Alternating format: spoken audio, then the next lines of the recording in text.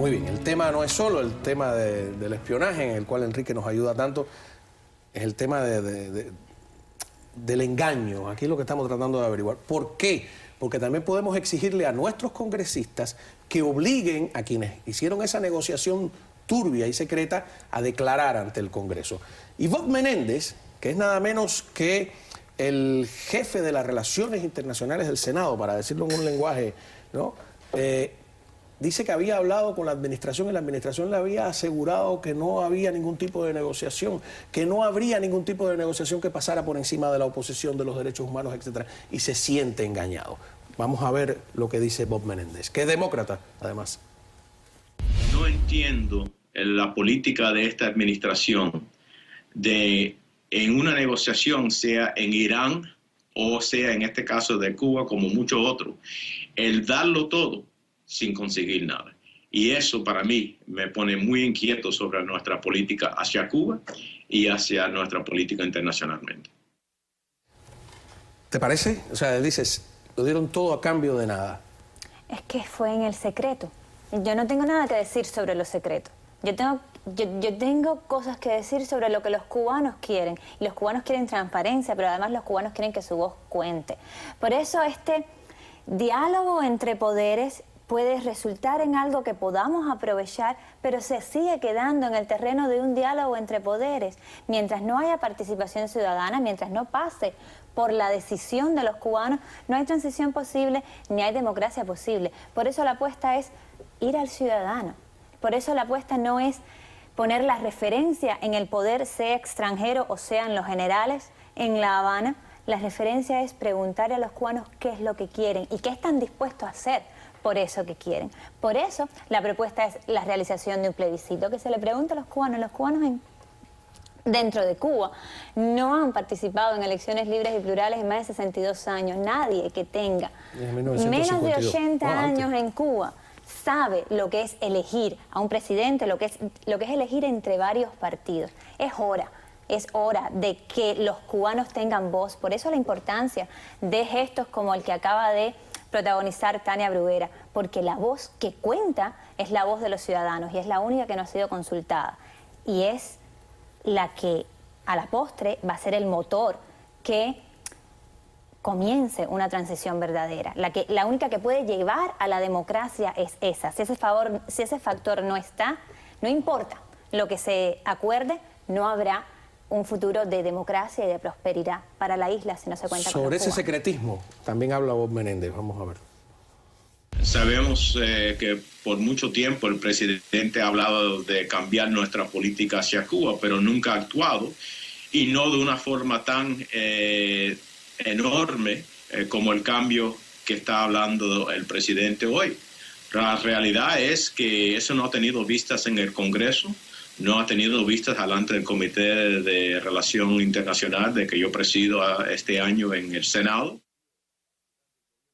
Tenemos ahí a Bob Menéndez. Bob Menéndez ha dicho que se sintió engañado literalmente. Desafortunadamente, Bob Menéndez, yo le sugiero públicamente, lo emplazo a que le pregunte al congresista Jim McGovern, porque yo mediados de octubre de este año participé en un evento en la Escuela de Periodismo de la Universidad de Columbia que se llamó Reportando desde Cuba, Covering Cuba in an Era of Change, reportando desde Cuba en una era de cambio, y ahí estaba el senador demócrata por Massachusetts, Jim McGovern, y dijo muy claramente que antes de fin de año algo importante iba a cambiar en la política y que no se iba a esperar por el Congreso de la Nación, porque el Congreso de la Nación, dijo el congresista Jim McGovern, era una molestia para el tema Cuba. Y desde la isla me llegan reportes a través del pastor Mario Félix Leonard que muchos disidentes que fueron arrestados y presionados alrededor de la mitad del año eran devueltos a la calle con este chismecito que manda la seguridad del Estado diciendo: vamos a ver ustedes, los gusanos, qué van a hacer después de diciembre, porque se va a demostrar que no tenían la razón. O sea, todo el mundo sabía lo que estaba cocinándose de espaldas a los que formaban parte del complot.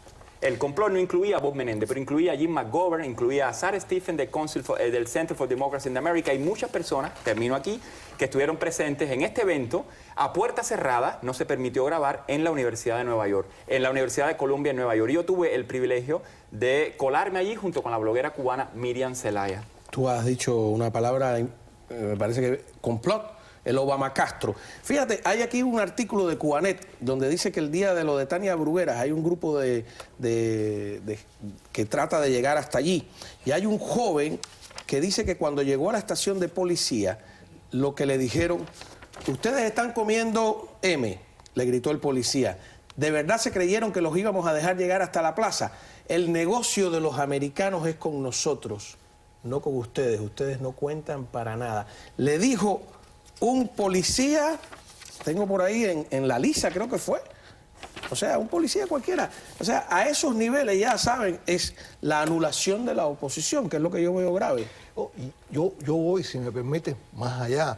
O sea, que falta mencionar, que es muy importante los elementos que subrayabas tú, pero es el salvavidas. O sea, en un momento determinado, después del periodo especial, en plena, Cuba ha estado quebrada siempre con la dictadura castrista, pero bueno, cuando se acabó el combustible soviético, que en plena crisis, llegó Chávez, quebraron a Venezuela, y ahora en el momento más o sea, en un momento que la situación económica vislumbra, porque bueno, indiscutiblemente la situación económica es un motor, o sea, cada vez que la situación económica se hace más delicada en Cuba, viene alguien y le lanza un salvavidas. En este momento el salvavidas se lo está dando el gobierno de los Estados Unidos, o sea, está ayudando a mantener una dictadura, porque en definitiva todos sabemos que el 90% de esos recursos, todo lo que se pueda conseguir con esto, va para el propio gobierno y para sus organismos represivos para sobrevivir a ellos.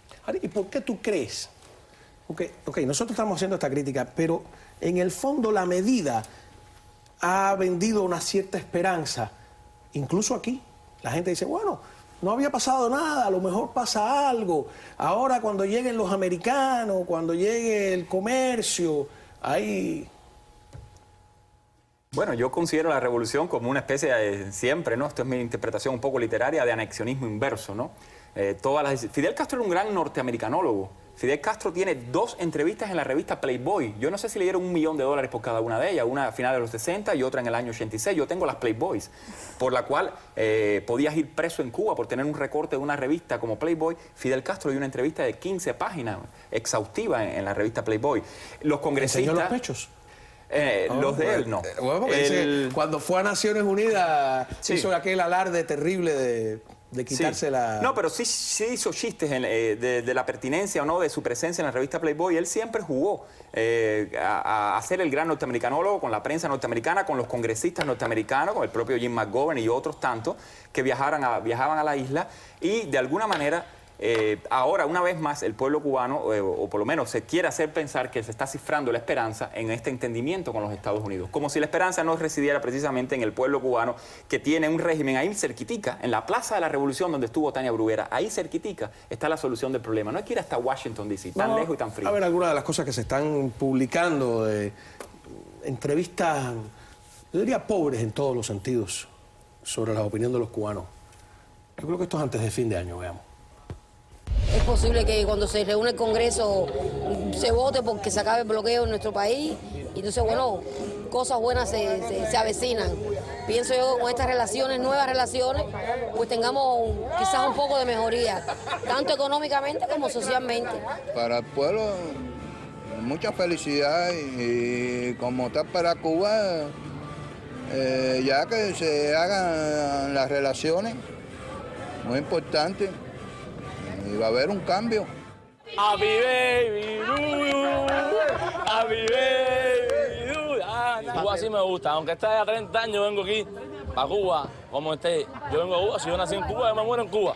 La revolución, claro, es importante porque gracias a ello por lo menos estoy trabajando aquí. Sin revolución no hubiera lo que tengo ahora.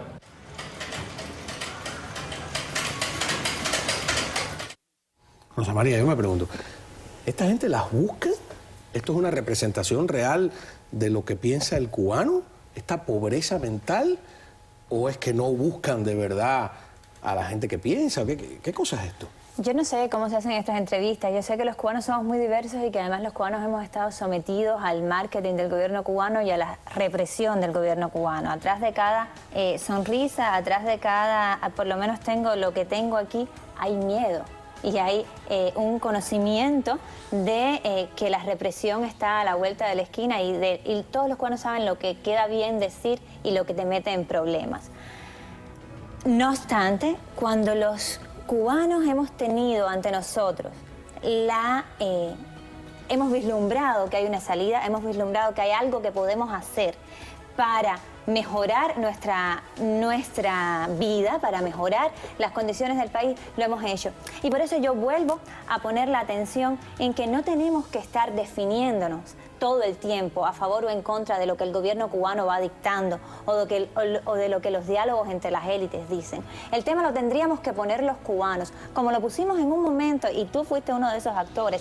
No podía salir Fidel Castro de Cuba, no podían salir los representantes del gobierno sin que fueran interpelados por la prensa. ¿Qué vas a hacer con los firmantes del proyecto Varela? ¿Cuándo vas a responder a la petición ciudadana? Tenemos que volver a ese punto, tenemos que volver al punto donde sea el gobierno quien tenga que decir cuándo le va a responder al pueblo. Tengo que irme a una pausa en este caso. Y cuando regresemos, ¿dónde está el veneno que podría haber en lo que ha sucedido? Para Cuba, quiero decir, para el gobierno de Cuba. Ya volvemos.